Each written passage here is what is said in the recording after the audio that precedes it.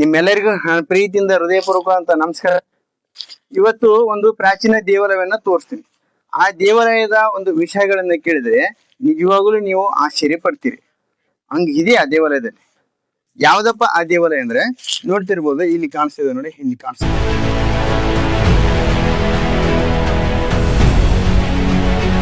ನೋಡಿ, ಇದೇ ಆ ದೇವಾಲಯ. ಈ ದೇವಾಲಯದಲ್ಲಿ ಯಾವ ದೇವ ನೆಲೆಸಿದ್ದಾನೆ ಅಂದ್ರೆ ಹರಿಹರ ಇದ್ದಾನೆ. ಹರಿಹರನ ನನ್ನ ದರ್ಶನವನ್ನ ನಾನು ನಿಮ್ಗೆ ಮಾಡಿಸ್ತೀನಿ ಅಂತ. ಹರಿಹರನ ದರ್ಶನವನ್ನು ಕೂಡ ಮಾಡೋದು ಅಷ್ಟು ಸುಲಭ ಏನಲ್ಲ, ಒಂದ್ ಸ್ವಲ್ಪ ಸಮಯಾವಕಾಶಗಳು ಹಿಡಿತದ. ಬನ್ನಿ, ನಾನು ನಿಮ್ಗೆ ಒಳಗಡೆ ಕರ್ಕೊಂಡು ಹೋಗ್ತೀನಿ ಅಂತ.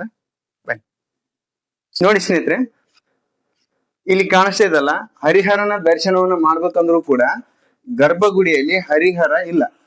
ಅಂದ್ರೆ ಮೂಲತಃ ಹರಿಹರ ದೇವಾಲಯ ಇದೇ ಆಗಿತ್ತು, ಆದ್ರೂ ಕೂಡ ಇಲ್ಲಿ ಹರಿಹರನ ದರ್ಶನ ನಮ್ಗೆ ಆಗ್ತಾ ಇಲ್ಲ. ಅಂದ್ರೆ ಈಗ ಇಲ್ಲಿ ಮೂಲ ಹರಿಹರ ದೇವ ಯಾಕಿಲ್ಲ ಅನ್ನೋ ಒಂದು ವಿಚಾರಕ್ಕೆ ಬಂದ್ರೆ ಇದೊಂದು ರೀತಿ ವಿಚಿತ್ರವಾದಂತ ದೇವಾಲಯದ ರಹಸ್ಯ ಅಂತಾನೆ ಹೇಳ್ಬೋದು. ನಾನ್ ನಿಮ್ಗೆ ಯಾಕಿಲ್ಲ ಅನ್ನೋದಾದ್ರೆ ಸ್ನೇಹಿತರೆ, ಇಲ್ಲಿದ್ದಂತ ಮೂಲ ದೇವಾಲಯ ಹರಿಹರನೇ ಆಗಿತ್ತು. ಇಲ್ಲಿದ್ದಂತಹ ಹರಿಹರ ವಿಗ್ರಹವನ್ನ ಬೇರೊಂದು ದೇವಾಲಯಕ್ಕೆ ಸ್ಥಳಾಂತರ ಮಾಡಿದ್ದಾರೆ. ಈ ದೇವಾಲಯದ ರಹಸ್ಯವನ್ನು ಕೇಳಿದ್ರೆ ನೀವು ಖಂಡಿತ ನಿಮ್ಗೆಲ್ರಿಗೂ ಆಶ್ಚರ್ಯ ಆಗ್ತದೆ. ಯಾಕೆ ಹೋದ ಅನ್ನೋ ಒಂದು ಕುತೂಹಲ ಎಲ್ರಿಗೂ ಇದ್ದೇ ಇರ್ತದೆ. ನಾನ್ ನಿಮ್ಗೆ ಅಲ್ಲಿ ಹೋಗ್ಬಿಟ್ಟು ಹೇಳ್ತೇನಂತ ಯಾಕೆ ಇಲ್ಲಿಂದ ಹೋದ. ಇದೊಂದು ರೀತಿ ಚೆನ್ನಾಗಿರುವಂತ ಗುಡಿನೇ ಕಾಣಿಸ್ತಾ ಇದೆ ಅಲ್ಲ. ನೋಡಿ, ಈ ಗರ್ಭಗುಡಿ ಎಲ್ಲ ಚೆನ್ನಾಗಿದೆ, ಹೌದಾ? ಈ ಕಡೆ ಬನ್ನಿ, ಇಲ್ಲಿ ಕಾಣಿಸ್ತಿರುವಂತಹ ಗರ್ಭಗುಡಿ ಕೂಡ ಬಹಳ ಸುಂದರವಾಗಿ ಚೆನ್ನಾಗಿ ಕಾಣಿಸ್ತಾ ಇದೆ. ಇಲ್ಲಿಯೂ ಕೂಡ ಒಂದು ಗರ್ಭಗುಡಿಯನ್ನ ನಾವು ನೋಡ್ಬೋದು. ಮತ್ತೆ ಇದರ ಪಕ್ಕದಲ್ಲಿಯೂ ಕೂಡ ಇಲ್ಲಿರುವಂತಹ ಗರ್ಭಗುಡಿಯನ್ನು ಕೂಡ ನೋಡ್ಬೋದು. ಇಲ್ಲಿ ಟೋಟಲ್ ಆಗಿ 4 ಗರ್ಭಗುಡಿಗಳನ್ನು ಹೊಂದಿರುವಂತ ಇದೊಂದು ಸುಂದರವಾದಂತ ಚತುಷ್ಕೂಟ ದೇವಾಲಯ. ಆದ್ರೂ ಕೂಡ ಇಷ್ಟು ಚೆನ್ನಾಗಿ ಇದ್ರು ಹರಿಹರ ಇಲ್ಲಿಂದ ಬೇರೆ ದೇವಾಲಯಕ್ಕೆ ಯಾಕೆ ಸ್ಥಳಾಂತರ ಆದ ಅನ್ನೋ ಒಂದು ಕುತೂಹಲ ಇದ್ದೇ ಇರ್ತದೆ. ಯಾಕೆ ಅನ್ನೋ ಒಂದು ವಿಚಾರವನ್ನ ನಾನು ನಿಮ್ಗೆ ಹೇಳ್ತಾ ಹೋಗ್ತೀನಿ. ಅಲ್ಲಿ ಹೋಗೋದಕ್ಕಿಂತ ಮುಂಚಿತವಾಗಿ ಈ ದೇವಾಲಯವನ್ನ, ಇಷ್ಟೊಂದು ಸುಂದರವಾಗಿರುವಂತಹ ದೇವಾಲಯವನ್ನ ಕಟ್ಟಿದಂತ ಪುಣ್ಯಾತ್ಮನ ಬಗ್ಗೆ ನಾವು ತಿಳ್ಕೊಬೇಕಾಗ್ತದೆ. ಅದಕ್ಕಾಗಿ ನಾನು ನಿಮ್ಗೆ ಹೇಳೋದೇನಂದ್ರೆ, ಇಲ್ಲಿ ಕಾಣಿಸ್ತಿದೆ ನೋಡಿ, ಇದೊಂದು ಶಾಸನ.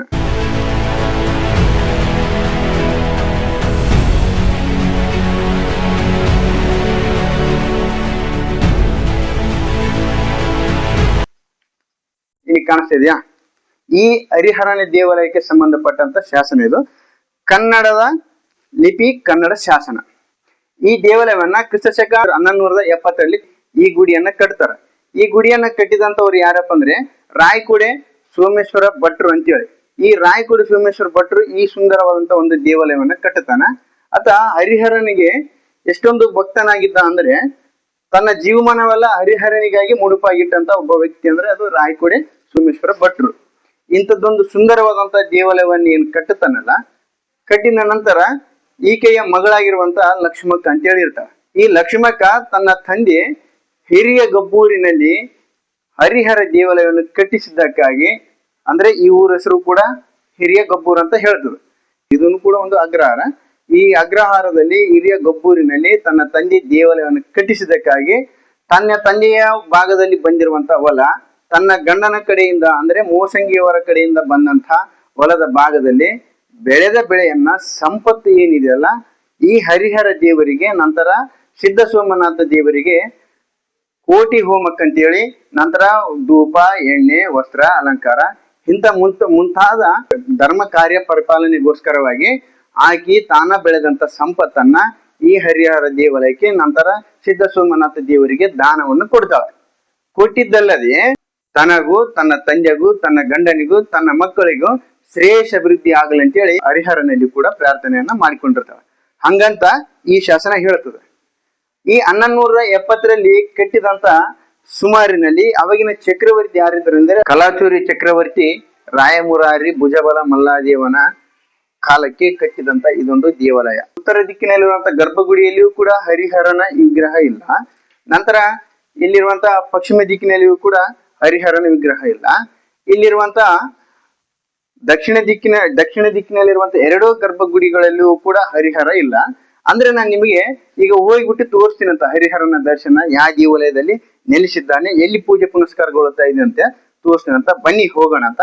ಇದಿಷ್ಟು ಕೂಡ ಶಾಸನಗಳ ಪ್ರಕಾರ ನಾನು ಹೇಳಿದ್ನಲ್ಲ, ಈ ಶಾಸನವನ್ನ ಸಂಶೋಧಿಸಿರುವಂತ ಸಂಶೋಧಕರಾಗಿರುವಂತ ಡಾಕ್ಟರ್ ಬಿ ಚನ್ನಬಸಪ್ಪ ಸರ್ ಅವರು 1998ರ ಆಸ್ಪಾಸಿನಲ್ಲಿ ಬಂದಾಗ ಈ ಶಾಸನವನ್ನ ಸಂಗ್ರಹಿಸಿ ಇದರಲ್ಲಿರುವಂತ ದಾಖಲೆಗಳನ್ನ ಅವ್ರು ಕೊಟ್ಟಿದ್ರು. ಫಸ್ಟ್ ಆಗಿ ಅವರಿಗೆ ತುಂಬು ಹೃದಯದ ಕೃತಜ್ಞತೆಗಳನ್ನ ಸಲ್ಲಿಸ್ತೀನಿ.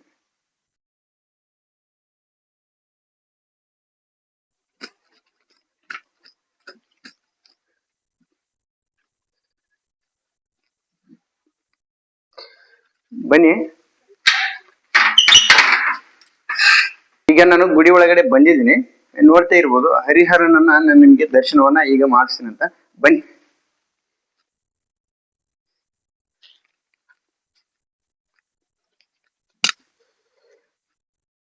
ನೋಡಿ ಇವ್ರೆ, ನಾನು ಆ ಗುಡಿಯಲ್ಲಿ ಹರಿಹರ ಇಲ್ಲ ಅಂತ ಹೇಳಿದ್ನಲ್ಲ, ಈಗ ನೋಡ್ಕೊತಿರ್ಬೋದು ಇಲ್ಲಿದ್ದಾನೆ ಹರಿಹರ. ಗೊತ್ತಾ?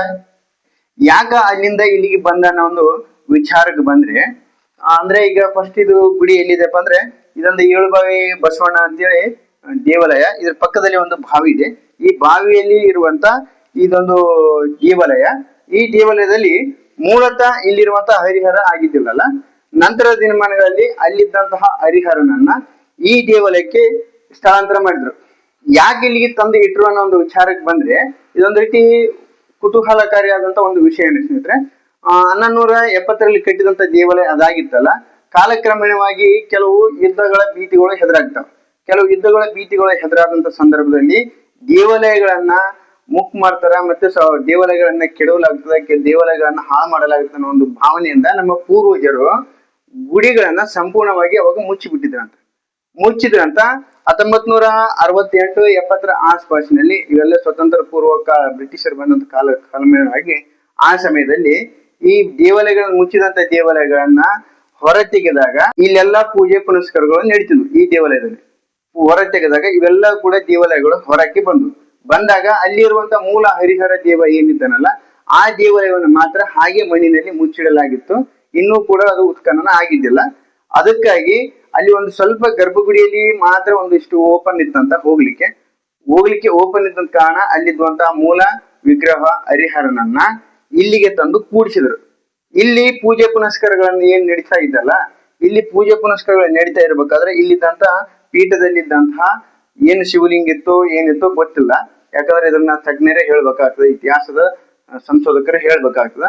ಈ ಖಾಲಿ ಪೀಠ ಇರುವುದರಿಂದ ಅಲ್ಲಿಂದ ತಂದಂತಹ ಹರಿಹರನ ವಿಗ್ರಹವನ್ನ ಇಲ್ಲಿ ಸ್ಥಾಪನೆ ಮಾಡಲಾಯಿತು ಅಂತೇಳಿ ತಿಳಿದು ಬರ್ತದೆ.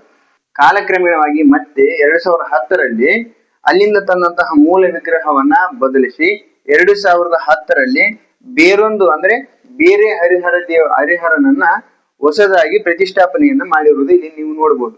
ಅಂದ್ರೆ ಇಲ್ಲಿನ ಮೂಲ ವಿಗ್ರಹ ಎಲ್ಲಿಗೋಯ್ತು? ಆ ಕಥೆಯನ್ನು ಕೇಳಿದ್ರೆ ನಿಮ್ಗೆ ಜೀವ ಅಯ್ಯೋ ಅಂತ ಅನಿಸ್ತದೆ. ಯಾಕಂದ್ರೆ ದೇವರಿಗೆ ರಕ್ಷಣೆ ಇಲ್ಲಾರ್ದಂತ ಒಂದು ಪರಿಸ್ಥಿತಿ ಇದೆ ಅಂತ ಅನಿಸ್ತದ. ಬನ್ನಿ, ಆ ಕಥೆಯನ್ನ ನೀವು ಕೇಳಲೇಬೇಕು.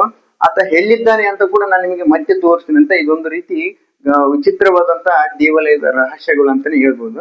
ನಿಮ್ಗೆ ತೋರಿಸ್ತೀನಿ ಅಂತ. ಅದಕ್ಕೂ ಮುಂಚಿತವಾಗಿ ಈ ದೇವಾಲಯವನ್ನ ಒಂದ್ಸರ್ತಿ ನೀವು ನೋಡ್ಕೊಡ್ರಿ. ಕಾಣಿಸ್ತಿದಲ್ಲ, ಅಲ್ಲಿರುವಂತ ಇದೊಂದು ಗರ್ಭಗುಡಿ, ಇಲ್ಲಿ ಕಾಣಿಸ್ತಿದಲ್ಲ ಇದು ಒಂದು ಅಂತರಾಳ. ನಂತರ ಈ ಕಡೆ ಬನ್ನಿ,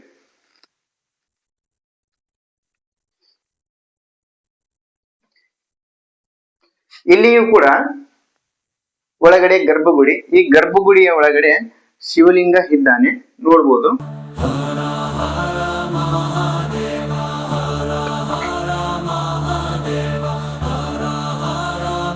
ಇಲ್ಲಿಯೂ ಕೂಡ ಒಂದು ಅಂತರಾಳವನ್ನು ಕೂಡ ನಾವು ನೋಡ್ಬೋದು. ಮೇಲ್ಗಡೆ ಸೀಲಿಂಗ್ ನಲ್ಲಿ ಹರಳಿದಂತ ಒಂದು ಹೂವನ್ನು ಕೂಡ ನಾವು ನೋಡ್ಬೋದು. ಅದ್ರ ಜೊತೆಗೆ ಇಲ್ಲಿ ಒಂದು ಶಿವನ ಕೈಲಾಸವೇ ಇದೆ, ಇಲ್ಲಿ ಕಾಣಿಸ್ತಾ ಇದೆ ನೋಡಿ. ಇದ್ರ ಒಳಗಡೆ ಎಲ್ಲ ಇಲ್ಲಿ ಶಿವ ಪಾರ್ವತಿ ಪರಮೇಶ್ವರರು ನಮ್ ಕಣ್ಣಿಗೆ ಕಾಣಿಸ್ತಾ ಇದಲ್ಲ. ಇಲ್ಲಿ ಕೂಡ ಒಂದು ಶಿವನ ಲೋಕನೇ ಇದೆ. ಆ ಶಿವನ ಲೋಕದ ಬಗ್ಗೆ ನಾನು ನಿಮ್ಗೆ ಹೇಳ್ತೀನಿ. ಇಲ್ಲಿ ಕಾಣಿಸ್ತಾ ಇದೆ ನೋಡಿ, ಇದು ಕೂಡ ಒಂದು ನವರಂಗ್ ಮಂಟಪ. ಇಲ್ಲಿ ಕಾಣ್ತಾ ಇರುವಂತ ನಂದೀಶ್ವರನ ನೋಡ್ಬೋದು, ಬೃಹತ್ ಗಾತ್ರದ ಒಂದು ನಂದೀಶ್ವರನನ್ನ ನೋಡ್ಬೋದು. ಇದಕ್ಕೆ ಹೇಳ್ತಾ ಇರೋದು ಏಳು ಬಾವಿ ಬಸವಣ್ಣ ಅಂತ. ಹಿಂದೆ ಕೂಡ ಒಂದು ಬಾವಿ ಇದೆ, ಆ ಬಾವಿನೂ ಕೂಡ ನಾನು ನಿಮ್ಗೆ ತೋರಿಸ್ತೀನಿ ಅಂತ. ಏಳು ಬಾವಿ ಬಸವಣ್ಣ ಅಂತ ಸ್ಥಳೀಯರು ಏನ್ ಕರಿತಾ ಇದ್ರಲ್ಲ, ಶಾಸನೋಕ್ತ ಪ್ರಕಾರವಾಗಿ ಡಾಕ್ಟರ್ ಬಿ ಚನ್ನಬಸಪ್ಪ ಸರ್ ಅವರು ಹೇಳ್ತಾರೆ, ನೀರುಕೋಟೆ ಅನ್ನೋ ಒಂದು ಉಲ್ಲೇಖ ಶಾಸನಗಳಲ್ಲಿ ಇದೆ ಅಂತ. ಇಲ್ಲಿ ಕೂಡ ಒಂದು ನಂದಿ ಮಂಟಪವನ್ನ ನಾವು ನೋಡ್ತಾ ಇದ್ವಲ್ಲ, ಇದು ನಂದಿಯನ್ನು ಕೂರಿಸಿರೋದ್ರಿಂದ ಇದೊಂದು ನಂದಿ ಮಂಟಪ ಆಗ್ಯದ. ಆ ಕಡೆ ಒಂದು ಗರ್ಭಗುಡಿ, ಈ ಕಡೆ ಒಂದು ಗರ್ಭಗುಡಿ. ಇದೊಂದು ನವರಂಗ್ ಮಂಟಪ ಇದೆ, ಈ ಕಡೆ ನಂದಿ ಮಂಟಪ ಅದ. ಇದೊಂದು ದ್ವಿಕಟಚಲ ದೇವಾಲಯ. ಶಿವನ ಕೈಲಾಸ ಲೋಕನೇ ಇದೆ ಅಂತ ಹೇಳಿದನಲ್ಲ, ಇಲ್ಲಿ ಕಾಣಿಸ್ತಾ ಇದೆ ನೋಡಿ, ಪಾರ್ವತಿ ಮತ್ತು ಪರಮೇಶ್ವರ ಇಬ್ಬರು. ಈ ಪಾರ್ವತಿ ಪರಮೇಶ್ವರನ ಲೋಕದಲ್ಲಿ ಇಡೀ ನಮ್ಮ ಏನು ದೇವಾನು ದೇವತೆಗಳಿದ್ದಾರಲ್ಲ ಅವ್ರು ಎಲ್ಲರೂ ಕೂಡ ಇಲ್ಲೇ ನೆಲೆಸಿರೋದನ್ನ ನೋಡ್ಬೋದು. ನಾನು ನಿಮ್ಗೆ ಒಬ್ಬೊಬ್ಬರನ್ನು ಕೂಡ ನಾನು ನಿಮ್ಗೆ ಪರಿಚಯ ಮಾಡಿಸ್ತೀನಿ. ಫಸ್ಟ್ ಮೊದಲನೇದಾಗಿ ಇಲ್ಲಿ ಪಾರ್ವತಿ ಪರಮೇಶ್ವರನನ್ನ ನಾವು ಚೆನ್ನಾಗಿ ನೋಡ್ಕೊಳ್ತೀವಿ. ಇಲ್ಲಿರುವಂತ ಗಂಗಾ ಮಾತೆಯನ್ನು ಕೂಡ ನೋಡ್ಕೊಳ್ಬಹುದು. ಗಂಗಾ ಮಾತೆ ಇದೆ. ಇಲ್ಲಿ ಒಂದು ಮಕರ ಇದೆ, ಅಂದ್ರೆ ಮಕರ ಅಂದ್ರೆ ಮೊಸಳೆ. ಮೊಸಳೆ ಅಂದ್ರೆ ಗಂಗಾ ದೇವಿಯ ವಾಹನ ಆಗಿರುವಂತ ಇದೊಂದು ಮೊಸಳೆ. ನಂತರ ಇಲ್ಲಿ ಬ್ರಹ್ಮಾಂಡವನ್ನು ಸೃಷ್ಟಿಸಿದಂತ ಬ್ರಹ್ಮನ ಕೂಡ ಇಲ್ಲಿ ನಾವು ನೋಡ್ಬೋದು. ಬ್ರಹ್ಮನ ಪಕ್ಕದಲ್ಲಿ ತನ್ನ ಹೆಂಡತಿ ಆಗಿರುವಂತ ಸರಸ್ವತಿ ಅಥವಾ ಮಗಳು ಕೂಡ ಎರಡು ಆಗಿದ್ದಾಳೆ. ಇಲ್ಲಿ ವಿಚಾರಕ್ಕೆ ಬಂದ್ರೆ ರಾಮಾಯಣವನ್ನ ನಾವು ನಂಬಲೇಬೇಕಾದಂತ ಸನ್ನಿವೇಶಗಳೊಂದಿಗೆ ಇಲ್ಲಿರುವಂತ ಆಂಜನೇಯನ್ ನೋಡ್ಬೋದು. ಈ ಕಡೆ ಸೈಡು ರಾಮ ಮತ್ತು ಲಕ್ಷ್ಮಣರನ್ನ ತನ್ನ ಭುಜದ ಮೇಲೆ ಹೊತ್ಕೊಂಡಿದ್ದಾನೆ, ಹೆಗಲ ಮೇಲೆ. ಈ ಕಡೆ ನೋಡಿ ಪಾರ್ವತಿ ಪರಮೇಶ್ವರ ತಮ್ಮ ನಂದಿ ವಾಹನ ಆಗಿರುವಂತ ಇದರ ಮೇಲೆ ಸವಾರಿಯನ್ನು ಮಾಡ್ತಾ ಇದ್ದಾರೆ.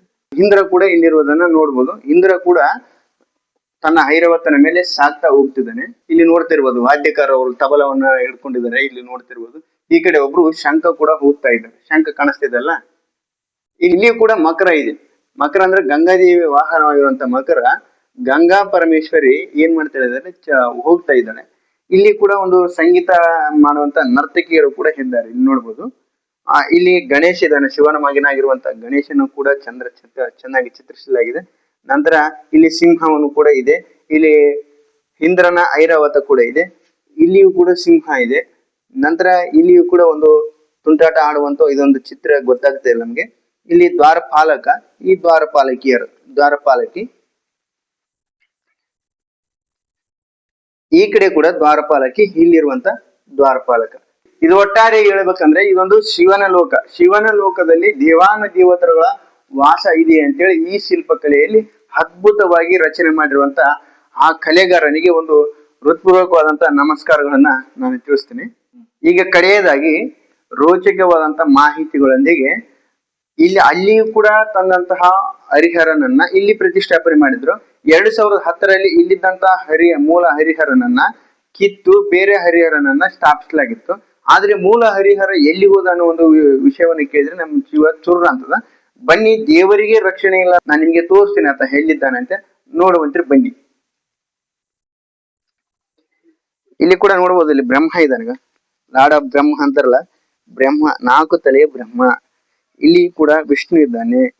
ಇಲ್ಲಿಯೂ ಕೂಡ 2 ಜೋಡಿ ನಾಗರಹವಿದ್ದಾವೆ. ಇಲ್ಲಿ ಕಾಣಿಸ್ತಾ ಇದ್ದ ನೋಡಿ, ಈತನೇ ಹರಿಹರ. ಹರಿ ಮತ್ತು ಹರ. ಈ ಕಡೆ ಕೈ ಕಟ್ಟಾಗಿದೆ, ಇಲ್ಲೂ ಕೈ ಕಟ್ಟಾಗಿದೆ, ಜೋಡಿ ಕೈಗಳು. ಈ ಕಡೆ ಕೂಡ ಕೈಗಳು ಕಟ್ಟಾಗಿದೆ. ತಲೆಯ ಮೇಲೆ ಇರುವಂತ ಕಿರೀಟ ಕೂಡ ಕಟ್ಟಾಗಿದೆ. ಹಿಂಗ ರುಂಡ ಭಾಗ ಕೂಡ ಕಟ್ಟಾಗಿ ಹೋಗ್ಯದ. ಕಿವಿ ಕೂಡ ಹೋಲಿಗಳು ಕಟ್ಟಾಗಿ ಹೋಗ್ಯದ. ಈತ ಕಾಲ್ಗಳ ಒಂದು ದರ್ಶನ, ಕಾಲ್ಪಾದಕ್ಕೆ ಒಂದು ಪಾದಾಕ್ಷಿಗಳನ್ನು ಕೂಡ ಹಾಕಿದ್ದಾನೆ. ಈ ಶಿವನಿಗೆ ಇಲ್ಲಿರುವಂತ ಒಂದು ನಂದಿ ಕೂಡ ಇಲ್ಲಿ ನಾವು ನೋಡ್ಬೋದು. ಈ ಕಡೆ ವಿಷ್ಣುವಿನ ಕೆಳಗಡೆ ಕುಳಿತಿರುವಂತ ಗರುಡವನ್ನ ನೋಡಬಹುದು. ಅಂದ್ರೆ ಈ ಕಡೆ ಅರ್ಧ ಭಾಗ ಶಿವನ ರೂಪ, ಈ ಕಡೆ ಅರ್ಧ ಭಾಗ ವಿಷ್ಣುವಿನ ರೂಪ, ಹರಿಹರನ ವಿಗ್ರಹ ಅಂತ ಹೇಳಿ ಕರೀತಾರೆ. ಅಂದ್ರೆ ಇಬ್ರು ಕೂಡ ಒಂದೇ ರೂಪದಲ್ಲಿ ಇರುವಂತ, ಒಂದೇ ವಿಗ್ರಹದಲ್ಲಿರುವಂತ ಶಿವ ಮತ್ತು ವಿಷ್ಣುವಿನ ರೂಪವೇ ಹರಿಹರ ವಿಗ್ರಹ. ಇಷ್ಟು ಈ ದೇವಾಲಯದಲ್ಲಿರುವಂತ ಹರಿಹರನ ಇತಿಹಾಸ ಆಯ್ತು. ಇಲ್ಲಿರುವಂತ ಹರಿಹರನಿಗೂ ಕೂಡ ರಕ್ಷಣೆ ಇಲ್ಲ. ಈತೊಬ್ಬ ಲಾಡಾಪು ಶಿವ ಅಂತ ಹೇಳಿ ಕರಿತೀವಲ್ಲ, ದೇವರು. ಶಿವ ಮತ್ತು ವಿಷ್ಣುವಿನ ಅವತಾರದಲ್ಲಿರುವಂತ ಹರಿಹರನಿಗೆ ಸಾವಿರಾರು ಭಕ್ತರ ಕಷ್ಟಗಳನ್ನು ಆಲಿಸಿದಂತ ಈ ಹರಿಹರ ದೇವನಿಗೂ ಕೂಡ ರಕ್ಷಣೆ ಇಲ್ಲದಂತ ಕಾಲ ಆಗಿದೆ. ಈ ರೀತಿಯಾಗಿ ಹೊರಗಡೆ ನಿಲ್ಲಿಸಿ ಬಿಟ್ಟಿದ್ದಾರೆ.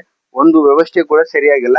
ನಮ್ಮ ಪೂರ್ವಜರ ಕಾಲದಲ್ಲಿ ಇಂತಹ ಹರಿಹರನನ್ನ ಎಷ್ಟು ಚೆನ್ನಾಗಿ ಸೃಷ್ಟಿಸಿದ್ದಾರೆ ಅಂತ ಈ ಮೂಲ ಹರಿಹರ ವಿಗ್ರಹವನ್ನ ಕಾಪಾಡಿಕೊಳ್ಳಕ್ಕಾಗದೇನೆ ಹಾಳು ಮಾಡುವಂತ ಪರಿಸ್ಥಿತಿಗೆ ನಾವು ಬಂದೊದಗಿದೀವಿ. ನಮ್ಮ ಮುಂದಿನ ಪೀಳಿಗೆಗೆ ತೋರಿಸ್ಬೇಕನ್ನೋದಕ್ಕೋಸ್ಕರವಾಗಿ ಈ ಹರಿಹರನನ್ನ ರಕ್ಷಣಾತ್ಮಕವಾಗಿ ಎಲ್ಲಾದ್ರೂ ಒಂದು ಜೋಕಿಯಿಂದ ಇಡಬೇಕು, ಮುಂದಿನ ಪೀಳಿಗೆಗೆ ಬಿಟ್ಟು ಹೋಗ್ಬೇಕಂತೇಳಿ ನಾನು ನಿಮ್ಮಲ್ಲಿ ಪ್ರಾರ್ಥನೆಯನ್ನ ಮಾಡ್ಕೊಳ್ತೇನೆ.